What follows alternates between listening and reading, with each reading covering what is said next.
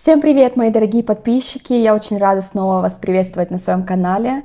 Сегодня ваша любимая тема — работа в Соединенных Штатах Америки. Если честно, я уже вообще не хотела записывать это видео, но так как было много комментариев и мне в личке тоже много сообщений на эту тему, расскажи, как это было, более подробно, мы хотим знать, поэтому я решила и записать это видео. Сразу хочу сказать, что я ни в коем случае не хочу как-то ругать компанию, в которой я работала. Я просто рассказываю свою личную историю.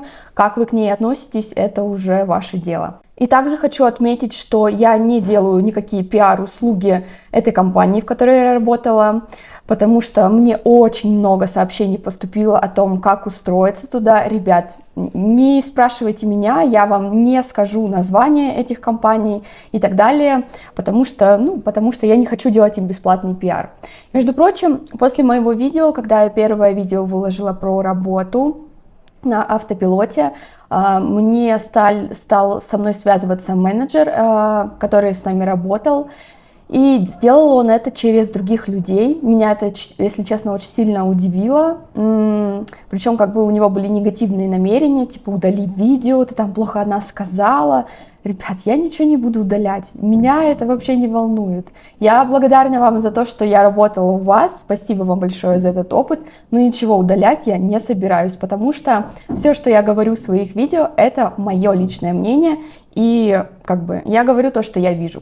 Поэтому лучше, чем удалять видео, лучше бы связались со мной насчет пиара, потому что, мне человек 30, наверное, написало, как устроиться на такую работу, и мы бы заменили этих, так сказать, плохих работников на нормальных, кто действительно хочет работать и зарабатывать деньги. Поэтому подумайте об этом. Не хочу очень много разглагольствовать вообще на эту тему, поэтому постараюсь прям быстро все рассказать. Как я устроилась в эту компанию? Когда я была в Нью-Йорке, я хотела вообще уезжать уже в Россию обратно. Это было спустя полгода жизни в США, в Америке. Изначально я работала на доставке Instacart и Uber. DoorDash я не работала, потому что там полный отстой. За целый день вы можете заработать, долларов 200. Это, наверное, максимум. В основном, 100. $100 за 8-10-часовой рабочий день, это, наверное, максимум, что вы можете заработать на доставке. И для меня это вообще самая была отстойная вообще просто работа в моей жизни. Хуже, мне кажется, у меня не было просто ничего. Мне это вообще не нравилось, поэтому, в общем, как-то у меня все не складывалось, и я решила, что я уеду обратно в Москву. И я хотела посетить Нью-Йорк, поехала туда на 3 дня, вступила во все чаты, которые вообще есть русскоязычные, именно это были чаты по Нью-Йорку. И там была эта вакансия, я уже слышала о ней от своих знакомых, и я решила написать, почему бы нет, и, в общем, меня взяли. Собственно говоря, почему я вообще нашла эту вакансию в русскоязычных группах. Сейчас я вам объясню. Компания NVIDIA и компания Mercedes сделали такой совместный проект, что они будут разрабатывать автопилот для Mercedes. Но также NVIDIA еще разрабатывает автопилот не только для Mercedes, но и для других компаний машин. И так как это огромные корпорации, они не занимаются подбором персонала, каким-то организационными моментами сами, поэтому они нанимают типа подрядчиков, компании, которые ниже их по статусу, и они будут заниматься вот такой черной работой, так сказать. И эти 2 компании наняли еще одну компанию, эта компания наняла вот эту компанию, и она русскоязычная. Они находятся в Европе, название я вам говорить не буду, но они занимаются этим уже достаточно долгое время. И вообще путешествуют, те, кто там работают, они путешествовали по всей Европе, Корее, Японии, в общем, огромное количество стран. Я разговаривала с одним молодым человеком, который там работал. В общем, вот такая вот у них корпорация по подбору персонала для вот таких вот тестирования автомобилей автопилота. И теперь эта компания открыла еще одну компанию в Америке, и уже по Америке уже чисто ты ездишь только по Америке, потому что ты находишься только там, у штатов очень много, Америка огроменная просто страна. Тебе платят $160 за смену, смена длится 8 часов, что входит в твои обязанности. Вот у меня, например, смена начиналась с 5 утра и до часу дня. Как происходил твой рабочий день? В 5 утра ты уже должен быть около машины, Ты делаешь всякие организационные моменты, связанные с машиной, вставляешь вот эти диски, на которые записывается вся полностью информация, протираешь там все датчики, все камеры, включаешь систему. Это занимает примерно минут 20-25, но те, кто любят немножко прое, они это растягивали на минут 40-45. Заполняешь еще кучу отчетов, всяких там каких-то, штук. В общем, ждешь, пока система загрузится. Если у тебя не выпадает ни одной ошибки, потому что система очень плохо работает, просто отвратительно. NVIDIA такая крутая корпорация, но они, к сожалению, не могут нормально наладить свою систему. В общем, работает это все с постоянными ошибками. А если вылазит какая-то ошибка, ты должен это скинуть в чат этой группы, устранить эту ошибку. В общем, там куча действий. Конечно, ты когда уже 10 раз это сделал, ты ко всему к этому привыкаешь, и уже как бы для тебя это не становится какой-то проблемой. Но все равно это занимает определенное количество времени. Тебе бы как, например, мне всегда хотелось поскорее пройти все маршруты в городе и уже поехать куда-то дальше. На город тебе дается определенное количество маршрутов, которые ты должен проехать. Иногда ты должен проехать по одному разу, по одному маршруту, иногда это может быть и 5 раз по одному маршруту, а их может быть там, штук 100, например. Мы вот так вот ездили очень долго в Сакраменто, 2 месяца, просто обкатывали эти маршруты, это был кошмар. И очень долго мы ездили в Сиэтл, и так мы Сиэтл до сих пор не закончили, сколько мы там 2 месяца тоже пробовали, так мы его и не доделали. С маршрута ты не имеешь права куда-то отлучаться, у тебя есть четко построенный маршрут в специальном телефоне, в специальном приложении, по которому ты должен правильно проехать, чтобы автопилот запомнил все эти данные и как бы уже был простроенный маршрут. Соответственно, если ты хочешь куда-то выйти в туалет, это вообще проблема, потому что, в основном нам приходилось как-то извиваться, проситься в туалет на заправках. В Сиэтле было делать это вообще проблематично, у них какой-то сдвиг там по туалетам, у них все туалеты закрыты, и постоянно написана табличка, что якобы туалет не работает. Это вообще, конечно, за 8 часов постоянно сидеть в машине и терпеть, это кошмар. Работаешь ты по 2 человека в смену и 2 смены в сутках. То есть по 2 и 2, то есть у вас команда 4 человека. Также, когда у тебя запись не идет, у тебя, то есть за эти 8 часов постоянно должна быть включена запись. Машина должна постоянно записывать вот эти маршруты. Но если вдруг ты остановился на заправку, на мойку, в начале смены, когда ты всю полностью вот эту вот задачу делаешь, ты должен все это отмечать в специальной программе, в специальных отчетах, почему у тебя не идет запись. И самое забавное для меня было, это, то есть человек 8 часов находится в машине, ему, естественно, нужно будет выходить в туалет, куда-то, может быть, по пути маршрута какой-то Starbucks найти или ту же заправку, но там не было вот этой плашки, выйти в туалет, да, единственное, чем все мы пользовались, это сенсор клининг, это когда ты должен выйти и протереть тряпочкой вот эти вот все камеры, сенсоры, то есть ты останавливаешь систему, она не записывает, ставишь это как сенсор клининг, ничего не успеваешь протереть, быстро там куришь, пьешь, шоколадку кушаешь, быстренько сходил в туалет и все. Вот это мне было непонятно, почему совсем как-то не подумали о персонале, я не знаю, это странно для меня было. Для того, чтобы зарабатывать больше денег, ты должен хорошо общаться с менеджером, и тогда ты можешь попроситься, чтобы вы работали в команде не по 4 человека, а по 3 или даже по 2 человека. Те, кто работают в этой компании 2 года, год, они уже спокойно работают по 2 человека. То есть как это происходит? В утреннюю смену работает 1 человек, во вторую смену работает 2 человек. То есть они работают по 1. Так делать совершенно запрещено, но из-за того, что очень мало денег компания платит, естественно, $160, это вообще, конечно, такая сумма, вы должны понимать, что с этих денег вы еще должны будете заплатить налоги. Поэтому мы тоже так работали, но мы работали не по 2 человека, а по 3. Было очень удобно, мне нравилось, и, соответственно, это на 1000 где-то долларов побольше в месяц, ты хотя бы ее можешь откладывать.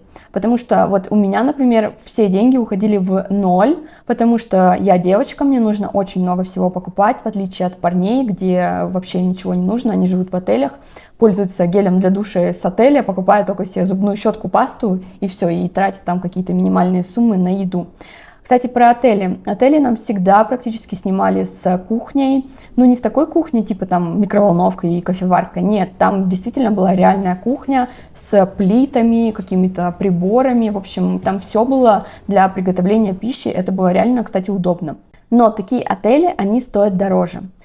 Бюджет на Америку у этой компании $150 в сутки. Вы должны понимать, что за $150 в большом городе снять нормальный отель, ну это практически нереально. Я это прекрасно понимаю, еще из кухни как бы, это вообще, еще и нужен завтрак, чтобы обязательно был включен этот завтрак.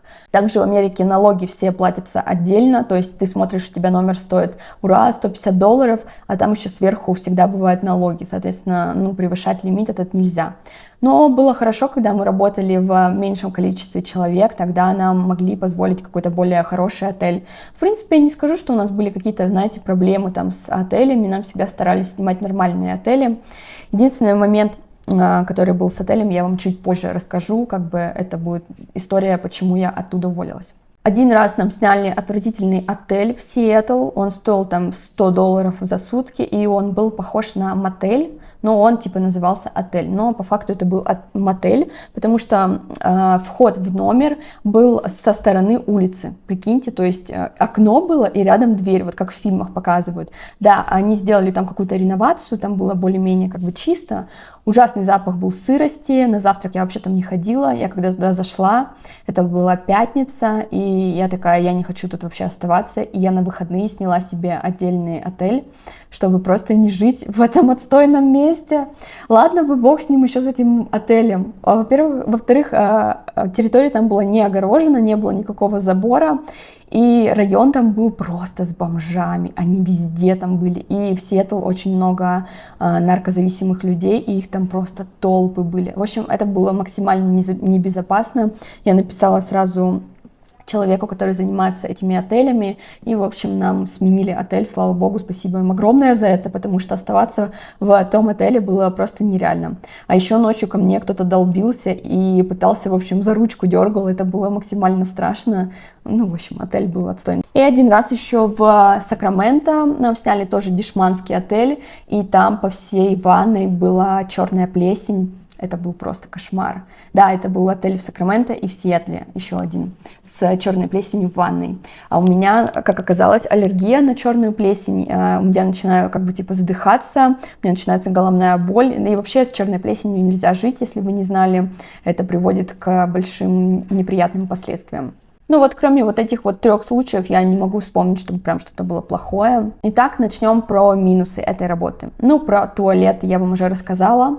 Компания вообще не хочет никак заботиться о своих сотрудниках. Никто не хочет брать на себя какую-то ответственность. То есть ты постоянно остаешься крайним. Ты находишься в этой пирамиде на самом-самом низу, и поэтому все шишки, все какие-то недочеты, это все будет сваливаться на тебя, и дюлей будут давать именно тебе. С этим нужно психологически смириться, но я очень ответственный человек, мне нужно все, чтобы было по полочкам, по порядку, по распорядку, и мне тяжело, когда я знаю, что я права, я не совершала каких-то действий, а на меня гонят и говорят, что я виновата. Это мне вообще не нравится. Дальше, где-то в середине моей работы у меня была отвратительная ситуация с одним человеком. Мы работали вчетвером в команде, и там один мужчина, он улетал к себе домой, все, переставал пока на время там работать, а мы оставались втроем. Этот молодой человек, естественно, я с ним работала, потому что мы тогда работали не по одному человеку, а по двое. То есть у нас мы постоянно менялись. То есть мы работали чуть больше, и поэтому денег больше получали. У нас с ним как-то сразу не сдались отношения.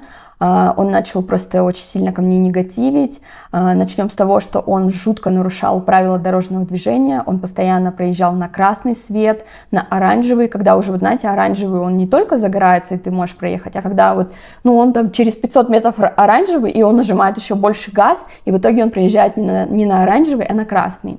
В Америке очень много еще стоп-знаков, где ты обязан остановиться, посмотреть налево, направо, налево, и только тогда поехать. Это написано в правилах, ни для кого это не секрет.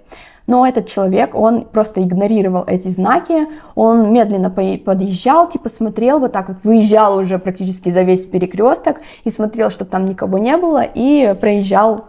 И мы так очень много раз попадали в ситуации, когда нам водители сигналили, потому что это была как бы его ошибка, то, что он не пропустил, не остановился, проезжал на красный. Также один раз мы ехали по хайвей, он выбрал левую сторону, левая сторона это для тех, кто едет очень быстро гнал, и впереди машины резко затормозили, а на хайвей вы знаете, что там огромная скорость, больше 100 км в час, и впереди машины резко затормозили, и вот мы буквально вот просто сантиметр там остановились впереди идущей машины, это было максимально вообще стрёмно. Каждый раз, когда я с ним ездила, у меня просто сжимало живот, я не могла вообще как-то расслабиться, нормально отвлечься, потому что это была жесть, это было реально отстойное, опасное вождение. Потом он начал мне хамить, грубить, говорить, что я деревенщина, что я хочу побыстрее, типа, этот город исследовать. Мы были в Сакраменто ужасно отстойный город, очень скучный, и я хотела поехать дальше, пройти как бы все карты до конца нормально, без ошибок, чтобы нам не говорили их переделывать, и поехать уже дальше. Так вот, и он говорил, что я деревенщина, что я такая вообще дурочка, типа ничего в своей жизни, там, кроме своей деревни не видела, и вот сейчас хочу попутешествовать по Америке. По поводу правил дорожного движения, да, я делала ему как бы такие, скромные, так сказать, замечания по поводу того, что ты можешь, пожалуйста, ехать как бы по правилам, потому что мы все-таки не себя катаем, а записываем, делаем дело, это наша работа, правильно проезжать маршруты, чтобы корректно потом работал автопилот. На что он вообще никак не реагировал. Мне пришлось, как бы, когда уже все, там, точка кипения была просто вообще там на пределе, он начал мне хамить и грубить. Я написала менеджеру письмо о том, что этот человек нарушает правила, что он меня оскорбляет, что я как бы не могу с ним работать. На что менеджер мне сказал: извини, как бы мы сейчас не можем поменять вас. То есть он его просто хотел в другую команду отправить.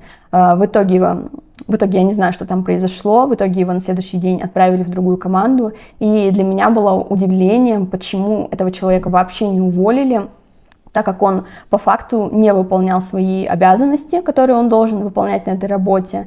Он их не выполнял, и его не уволили, его просто отослали в другую группу, и нам как бы сделали рокировку, поменяли нам другого человека, в общем, отправили в нашу команду. То есть вот этот вот минус, то, что за все решает менеджер, и как ты будешь общаться с менеджером, так ты и будешь там работать. Это неправильно, так не должно быть, и почему менеджер покрывает таких людей, которые творят просто откровенную дичь, которая мешает работе автопилота, мешает его простраивать, я не понимаю. Для меня это шок. Также следующий минус – это то, что компания NVIDIA отвратительно делает свою работу, она не может корректно настроить вот эту систему, ты постоянно сидишь на ошибках.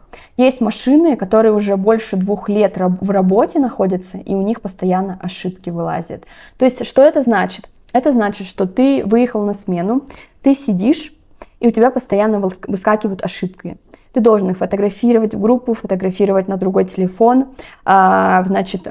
устранять эти неполадки. В общем, там очень сложная система, как бы я сейчас вам в 2 словах на пальцах не смогу показать. Ты на это тратишь огромное количество времени. Например, на одну ошибку ты можешь потратить 40 минут. И ты ее устраняешь, и следом за этим новая ошибка. Ты также устраняешь, новая ошибка. Ты можешь так просидеть на этих ошибках всю смену. Это на самом деле выматывает тебя даже больше, чем ты просто бы катался по маршрутам, которые тебе дают. Иногда бывает такое, что компания вообще никак на это не реагирует. У нас была машина, на которой мы 2 недели просидели на таких ошибках. Мы не проездили ни одного маршрута и просто сидели, устраняли эти ошибки, и вот так вот было просто бесконечно. Также, если бы вы видели, как построена вообще эта реально система, как выглядит эта машина, это просто смех на палочке. Там провода на машине заклеены черным скотчем, таким специальным, типа как изоленты. Эта компания, NVIDIA, это самая богатая компания в мире за прошлый год, считается. Она обогнала Илона Маска со своей компанией, она сейчас самая богатая. И там просто на машинах все заклеено скотчем, какие-то провода, все валяется. Это просто какой-то атас. Ты думаешь, Блин, ну это же вообще все сделано просто на коленке. Ребят, вы что, серьезно? Вы хотите вот это вот выпускать, потом в массы продавать, чтобы люди за это деньги платили? Ну это полный отстой, если честно. Я вообще против автопилотов. Я считаю, что они еще не готовы. И то, что вот сейчас это будет у Мерседеса, там еще у других компаний автомобильных, это просто все будет тестироваться на вас. Это максимально небезопасная фигня, вот честно. Я против автопилотов. Мне это все не нравится. Значит, да, рассказываю вам быстренько историю, почему я уволилась оттуда и бегу, у меня сейчас придут делать интернет наконец-то. Так вот, машина, на которой мы ездили две недели на ошибках. В общем, нам написал вечером один из главных там менеджеров, который работает в этой компании, и сказал: о, я вижу, что у вас машина в ошибках, мы сейчас подумаем, что с ней делать, типа, я вам дам знать, но вы в 5 утра там, ну, не вставайте на смену, типа, мы вам скажем. Я легла спать очень поздно, и в 8 утра мне звонит менеджер и говорит: быстро заводите систему. Я смотрю в чат, и там типа вот этот главный менеджер говорит: попробуйте завести систему. Мы с моим напарником быстро-быстро собираемся, мы даже зубы не успели почистить, выезжаем на этой машине. 5 минут она у нас поработала, заново начали вылазить ошибки. До часов 10 мы простояли на этих ошибках, и в итоге нам говорят: ну все, короче, ребят, выезжайте из Сиэтла в Сан-Хосе, мы, в общем, забираем эту машину. Мы быстро там собрали вещи, почистили зубы, выехали часов в 11 где-то. Из Сиэтла до Сан-Хосе ехать двое суток. По пути нам еще снимали отель. Мы проехали вот так вот 2 дня, а это как бы 2 дня просто, ну, бесперерывного вождения. Мы приехали днем отдавать машину в Сан-Хосе после 2 дней в пути. Нам сказали, что мы сейчас вам эту машину забираем и вам отдаем новую. Я спросила у менеджера, что нам делать. Он говорит: нужно сейчас делать тест-драйв, а когда вам отдают новую машину, вы обязательно проходите калибровку и делаете на ней тест-драйв. Мы как бы уставшие, я говорю: а можно как бы завтра покатать тест-драйв, потому что уже время вечера поздний. Он сказал: нет, нужно сделать это сейчас. Нам еще человек, который отдавал вот эту машину, дал 3 неработающих зама. Замы — это вот эти жесткие диски, на которых пишется вся информация. И они могут быть косячные, неправильно работать, и, соответственно, из-за этого у вас возникают еще ошибки, может быть, из-за этого. И он нам дал 3 неработающих вот этих вот жестких диска. Жесткие диски, я не знаю, может, они не жесткие, может, они просто диски, неважно. Короче, вы поняли. У нас просто начинаются ошибки, мы до 9 вечера просто дрюкаемся с этими ошибками. Нам говорят: да, все вообще нормально, завтра, короче, с самого утра, раннего, с 6 утра выезжайте обратно в Сиэтл. Во-первых, ничего, что машину как бы не проверили, она вся с ошибками. Ну да ладно. Отдохнули, поспали в отеле, утром рано просыпаемся, вообще все вообще никакие. И нужно было ехать с записью, то есть чтобы машина работала. И у нас посередине дороги начинается ошибка. Только потом мы узнали, что это из-за неработающих вот этих замов, дисков. Приезжаем, мы еле как доползли до отеля, который был посередине пути нашего. И это было уже 9 вечера, и нам говорят, что у вас номера на ваши имена нет. Да, нам типа звонили в отель, но у нас отель полностью забронирован. Мы сказали, что мы не можем сделать бронь, извините. Я как бы в шоке, потому что мы все эти дни проехали, да, с моим напарником. И я говорю: ну хорошо, у вас есть, ну как бы можете нас поселить? Он такой: да, я вас помню, вы же тут были 2 дня назад. Он нас селит. Я плачу за эти номера, там что-то стоили они вообще дешево, так как это там в деревне посередине дороги находилось. Я плачу корпоративной картой. Мы ей оплачивали какие-то мелкие покупки, типа там депозиты с отеля и все такое. И я оплачиваю и пишу об этом нашему менеджеру, говорю: вот я оплатила вот этой картой, потому что резервации не было, все такое. И мне просто начинают вставлять один за одним, какая я плохая рассекая, что я должна была дождаться менеджера, который типа занимается вот этими бронированиями. А чтобы вы понимали, этот менеджер находится в Европе, а у них 3 часа, там час ночи было, я не помню, время другое, и они все спят. И мне нужно было просто до глубокой ночи сидеть и ждать, пока они ответят. Хорошо. То есть я как бы там попыталась как-то отрегулировать ситуацию, что я могу там попросить, чтобы они не снимали деньги с этой карты, я заплачу кэшем, потом там мне вернете. Он сказал: да, ничего не надо. Главное было просто мне мозги, как бы после такого длинного трипа, и вот показать, что типа я вот в очередной раз я не права, а типа он прав. Это была просто идиотская ситуация, я, естественно, как бы сорвалась, дала такую слабинку, и, ну, там мы немножко повздорили, да, я ничего плохого там такого не сказала, я просто как бы сказала, что люди не делают свои прямые обязанности, за которые им платят деньги. Меня это просто выбешивает.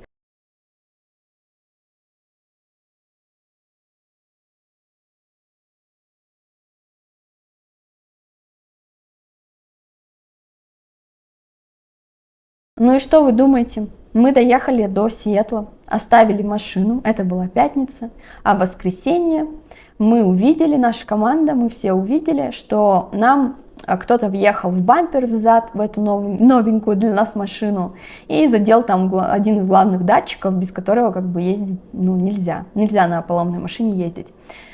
И ребята ее обратно поехали отвозить, откуда мы ее привезли.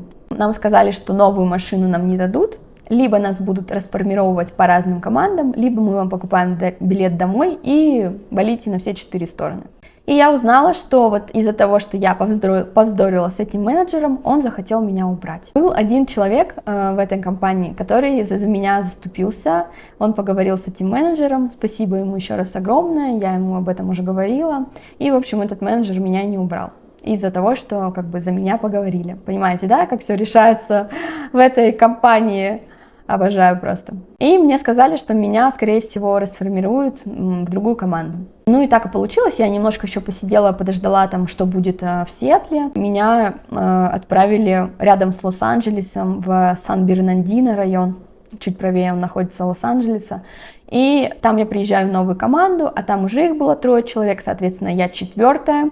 И, ну, как бы сами понимаете, что смысла уже как бы работать 4 особо нет, потому что деньги, ну, это смешные деньги, там 3200 выходит, ну, это вообще копейки, если честно. Для Америки это просто, ну, это просто ничего. Я приезжаю в эту команду, а оказывается, что у них машина уже в сервисе, у них сломался двигатель, и Mercedes им выкатил счет на там 18 или 20 тысяч долларов, и, соответственно, компания не собирается за это платить, и им эту машину обратно отогнали в Сан-Хосе, в NVIDIA или там куда, я не знаю. И нам сказали опять ждать и сидеть вот в этом Сан-Бернардино. И я как бы понимаю, что, ну, уже, наверное, хватит. Вот.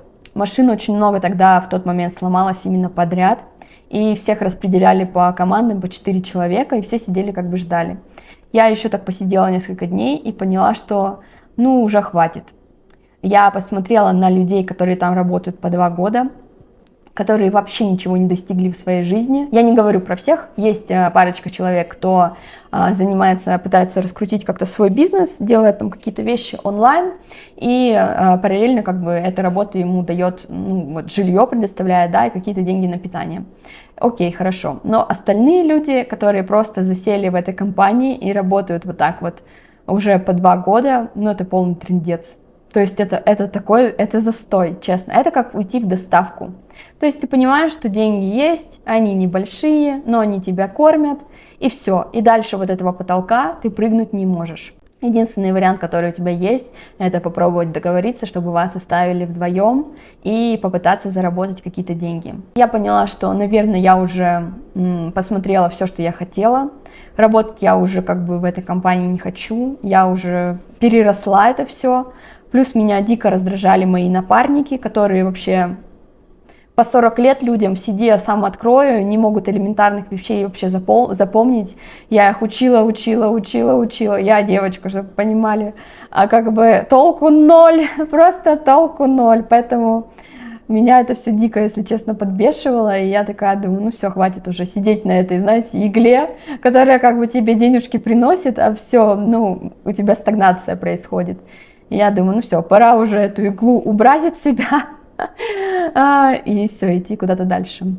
Ну и все, собственно говоря, вот так вот я уволилась. Я, конечно, очень сильно благодарна этой работе. Это классная работа для старта, потому что тебе не нужно снимать жилье. Ты можешь посмотреть какие-то разные города, разные штаты, но оставаться долго на такой работе не стоит, потому что вы начинаете в стагнации находиться, вы зависаете вот в этом состоянии и уже дальше никуда не можете двигаться. Когда я увольнялась, меня сразу отпустили. То есть мне, так как было много людей, мне сказали, что можешь не дорабатывать там 2 недели, как мы просили, вот, можешь сразу же с завтрашнего дня уходить. И самое приятное было, что мне купили билет. Я попросила билет до Бостона, потому что хотела там походить, погулять, поснимать. И это было реально очень приятно, что мне купили билет, я ничего за это не платила. И зарплату, которая у меня оставалась, мне выплатили прям, ну, типа через несколько дней. Это тоже было приятным бонусом, прям молодцы, прикольно. Поэтому кто мне там писал: да, тебя просто уволили. Ребят, ну не смешите, никто меня не увольнял, я сама уволилась. А также еще хотела обратиться, если кто-то смотрит меня из этой компании, вы бы лучше последили за своими работниками, потому что мне в комментариях писали люди, которые работают в этой компании, они знают название этой компании, и они мне писали: ну что, тебя уволили, и название компании. Как бы я вот такие комментарии удаляю, чтобы просто вас не палить и не делать вам бесплатный пиар. Спасибо реально всем огромное, кто со мной работал, кто мне помогал, кто не помогал. Это в любом случае все огромный опыт. Я очень благодарна, реально поработать была на таком классном проекте. Это все равно прикольно, как бы иметь какую-то часть себя, отдать вот этому проекту, который реально будет существовать в будущем. Это прикольно. Ни в коем случае не хочу вообще, не относитесь, пожалуйста, к моим словам как к чему-то негативному. Я всего лишь рассказала свой опыт, как бы, что вышло, то вышло. Надеюсь, я все вам рассказала, что хотела. И реально, еще раз хочу сказать, что я благодарна этой работе. Это прикольная была работа, это прикольный был этап моей жизни. Всем спасибо огромное, что досмотрели это видео до конца. Пишите свои вопросы в комментариях. И не забудьте, пожалуйста, поставить мне лайк. Всем хорошего дня, всех люблю, целую, пока-пока.